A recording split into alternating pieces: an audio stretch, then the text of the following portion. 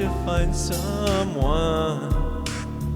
and see them gone in an instant. If there's a reason, I shall be the one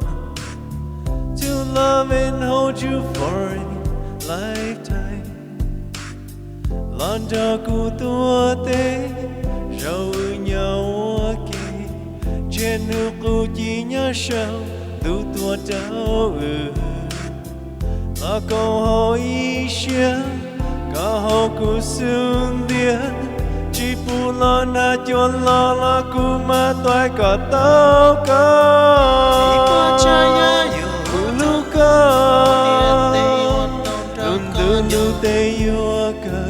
la chi muang ge tao ku rong li ka ku lu ka sa nu ye chung hoa ta la ku ching lu ka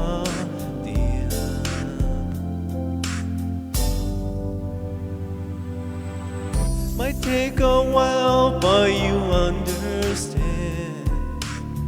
why I loved you for a lifetime. Landa ku tuate rau nhau ke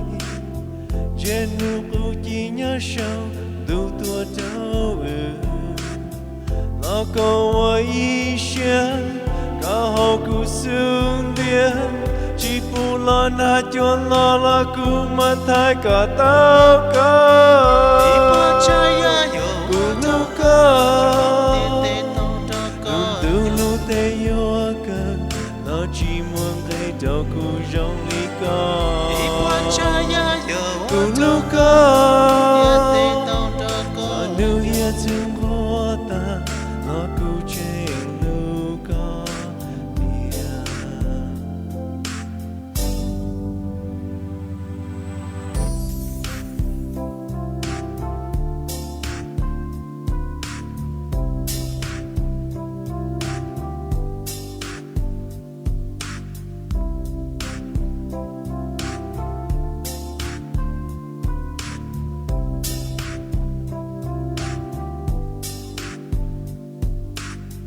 Landa ku tuate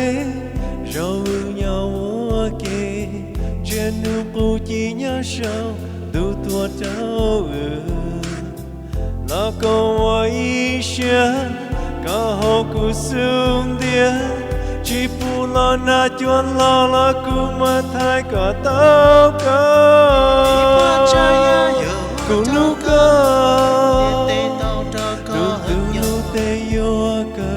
la chi muang ge tao ku rong li ka ku nu ka sa nu ye chung hoa ta la ku ching nu ka